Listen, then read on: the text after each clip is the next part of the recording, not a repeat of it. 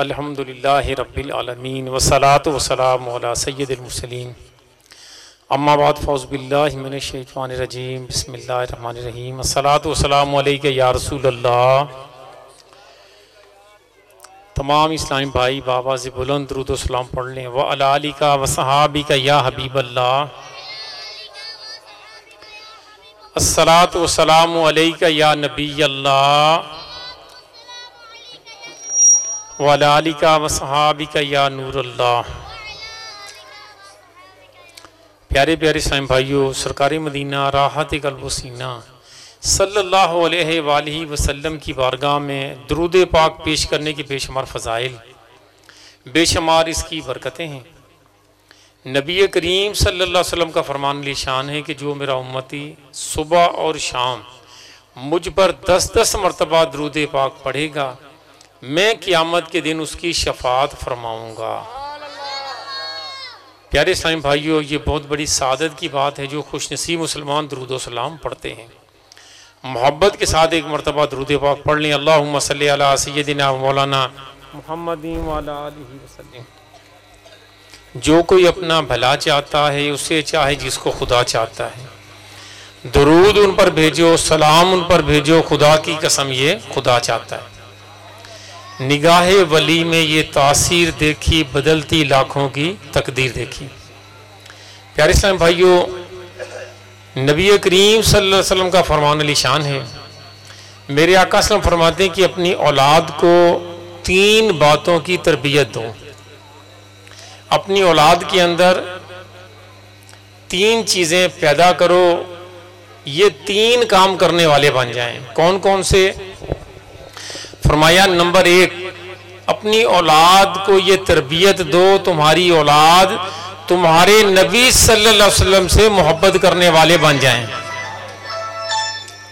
صلو علی الحبیب صلی اللہ تعالی علی محمد صلی اللہ علیہ وآلہ وسلم۔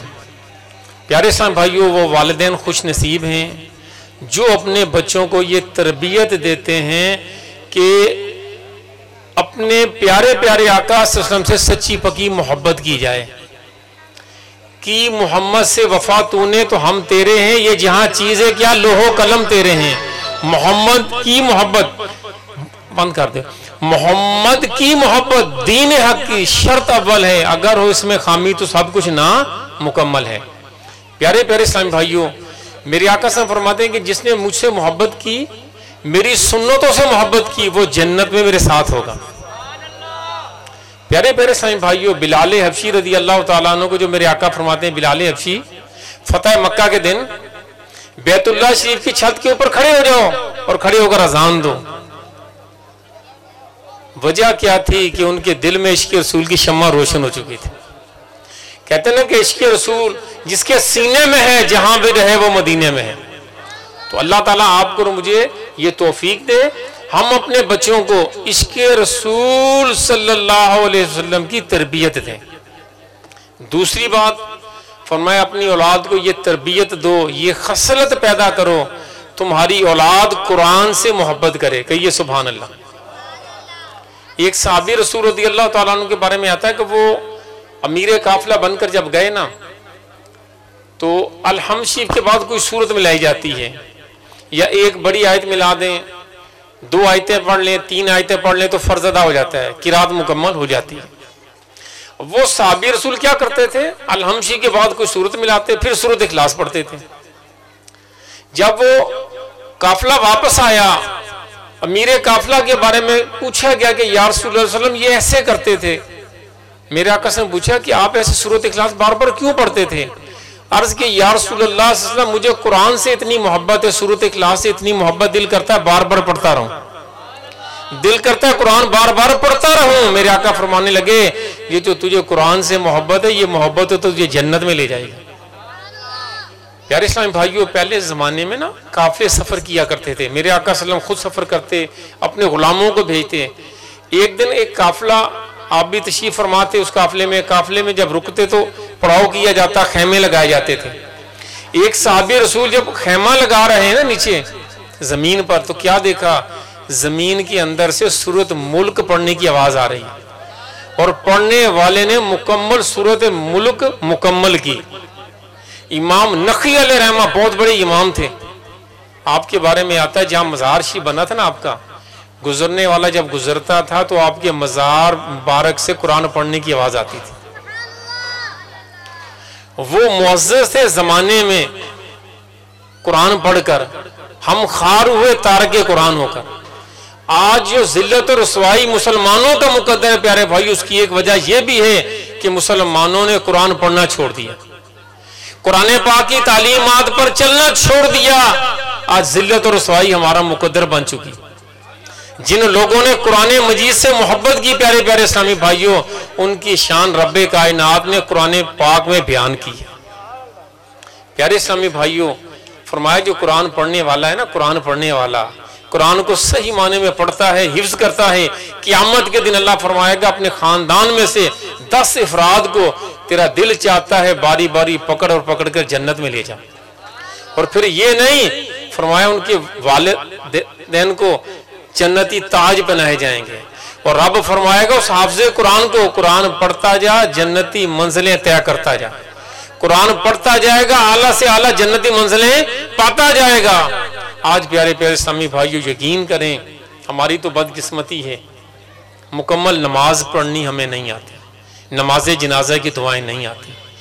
آپ کے اور میرے آقا صلی اللہ علیہ وسلم نے اپنے غلاموں سے فرمایا باپ کا جنازہ پڑھا ہوگا، بیٹا جنازہ نہیں پڑھے گا۔ غلاموں نے عرض کیا اس کی وجہ کیا ہے؟ میرے آقا صلی اللہ علیہ وسلم نے ارشاد فرمایا کہ اس بدنصیب کو جنازہ پڑھنا نہیں آئے گا۔ آپ کے اور میرے آقا صلی اللہ علیہ وسلم فرماتے ہیں ماں کا جنازہ پڑھا ہوگا، بیٹا جنازہ نہیں پڑھے گا۔ صحابہ کرام حیران ہو گئے، یا رسول اللہ اس کی کیا وجہ؟ فرمایا اس بدنصیب کو ماں کا جنازہ پڑھنا نہیں آتا ہوگا۔ یہ وہ زمانہ آ چکا ہے پیارے بھائیوں، یہ وقت کی ضرورت ہے کہ جہاں آپ اور میں دنیا کے کام کاج کرتے ہیں، آپ کو بھی پتہ ہے مجھے بھی، کوئی شخص ذمہ دارہ کرتا ہے، ملازم ہے، سرکاری ملازم ہے، پرائیویٹ ملازم ہے، وہ وقت پر سارے کام کرتا ہے کہ میں غلط کہتا ہوں؟ ذمہ دار ہے تو وقت پر بجائی کرے گا، وقت پر وہ کھاد ڈالے گا، وقت کے اوپر جب فصل پک جائے تو کاٹے گا، یہ نہیں فصل پڑی پڑی گل رہی ہے اب وہ گھر پڑا ہوا ہے۔ اسی طرح جو ملازم ہے، سرکاری ملازم ہے، پرائیویٹ ملازم ہے، یہ نہیں گھر میں وہ جناب بستر پر لیٹا ہوا اس کو تنخواہ مل جائے گی۔ یعنی دنیا کا ایک نظام ہے، جب آپ اور میں پیارے بھائیوں دنیا کے لیے کوشش کرتے ہیں، جیسے دنیا کے لیے کوشش کرتے ہیں نا، کہتے ہیں کہ کر مزدوری تو کھا چوری۔ جن کے بڑے ورثہ نے، باپ نے، دادا نے، پردادا نے محنت کی، آج زمینیں، کاریں، کوٹھیاں، بینک بیلنس کے مالک ہیں، گھر میں جناب دیسی گھی کی وافر مقدار موجود ہے، اور جو کچھ نہیں کرتے نکھٹو ہیں وہ پھر دوستوں سے مانگتے ہیں، کب تک ادھار ملے گا؟ اسی طرح پیارے پیارے بھائیوں جس طرح ہم دنیا کا کام کاج کرتے ہیں تو دنیا کی اللہ نعمتیں دیتا ہے۔ جو خوش نصیب مسلمان پیارے پیارے بھائیوں دین اسلام پر عمل کریں گے، علماء کرام کے ارشادات کے مطابق زندگی بسر کریں گے، اولیاء کرام کے نقش قدم پر چلیں گے، تو پھر کیا ہوگا؟ جب دنیا سے جائیں گے لوگ رو رہے ہوں گے، وہ مسکرا رہا ہوگا۔ 77 سال کے بعد قبر کھلتی ہے، امام جزولی رحمت اللہ علیہ کی قبر سے مشک عنبر کی خوشبو آتی ہے، کہیے سبحان اللہ۔ سلطان باہو رحمت اللہ علیہ کا مزار شریف 70 سال کے بعد کھلتا ہے، کفن تک میلا نہیں ہوتا۔ صحابہ کرام کے بارے میں آتا ہے کہ صحابہ کرام علیہ رضوان کے 2 کے مزار کھلے عراق میں، صدیاں گزرنے کے بعد جب کفن ان کے کھولے گئے، کفن بھی میلا نہیں ہے، چہرے بھی صحیح سلامت ہیں۔ آقا کے غلاموں کا کفن میلا نہیں ہوتا، سخن میلا نہیں ہوتا، دہن میلا نہیں ہوتا۔ آپ اور ہم خوش نصیب ہیں، سید ناصر علی شاہ صاحب رحمت اللہ علیہ کے عرس مبارک میں بھی شریک ہیں۔ اس کے ساتھ ساتھ ہماری خوش قسمتی ان بزرگوں کے مزار کے ساتھ بالکل ناصر علی شاہ صاحب رحمت اللہ علیہ کے نام پر جو مدرسہ ہے پیارے پیارے بھائیوں، اس مدرسے کی یہ تقریب بھی ہے کہ جہاں پر بچے قرآن پاک حفظ کر رہے ہیں، قرآن پاک ناظرہ پڑھ رہے ہیں۔ پیارے پیارے بھائیوں جہاں پر قرآن پڑھا جاتا ہے، علماء کرام فرماتے رب کی رحمتوں برکتوں کا نزول ہوتا ہے۔ ایک اللہ والے کہتے ہیں کہ میں قرآن جب پڑھ رہا تھا نا میں قرآن پڑھتا ہوں، میرے گھوڑے ایسے دبکتے ہیں، اوپر کی طرف اٹھتے ہیں۔ کسی اللہ والے سے پوچھا، انہوں نے فرمایا تو جب قرآن پڑھ رہا تھا تیرے گھر میں فرشتوں کی قطاریں در قطاریں آ رہی تھی جو رب کی رحمتیں برکتیں تیرے گھر میں لٹا رہی تھی۔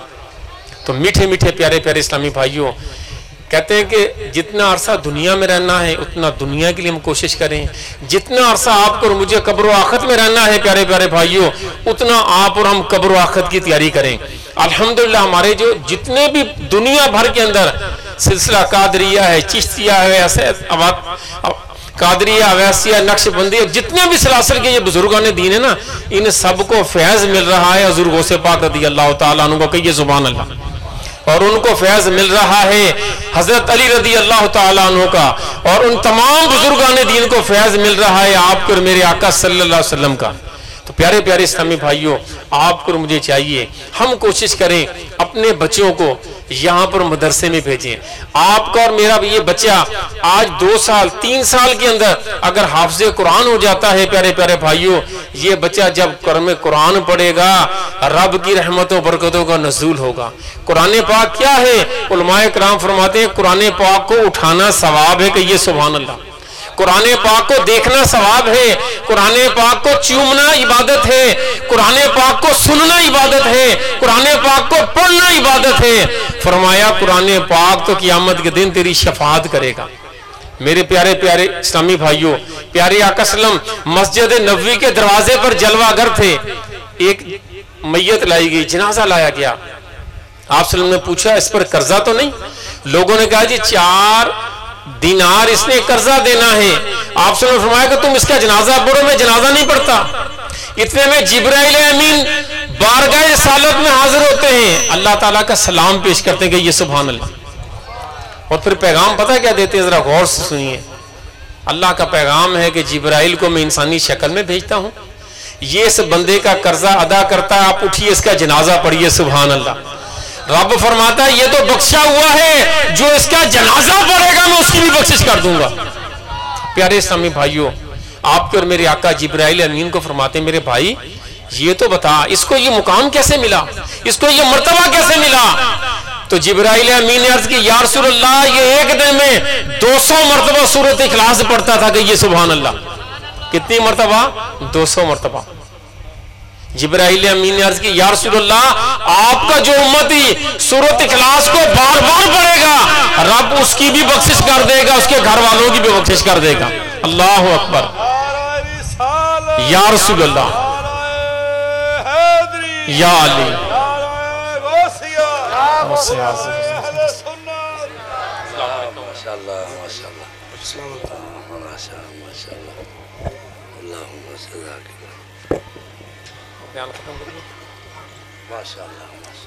صلو علی الحبیب صلی اللہ تعالی علی محمد صلی اللہ علیہ وسلم۔ پیارے اسلامی بھائیوں، اللہ تعالیٰ کی بارگاہ میں یہی دعا ہے اللہ تعالیٰ آپ کو اور مجھے ہر مسلمان کو قرآن پاک کی تعلیمات کے مطابق زندگی بسر کرنے کی توفیق دے، خود بھی قرآن پڑھنے کی اللہ توفیق دے، اپنے گھر والوں کو بھی قرآن پاک پڑھانے کی توفیق دے۔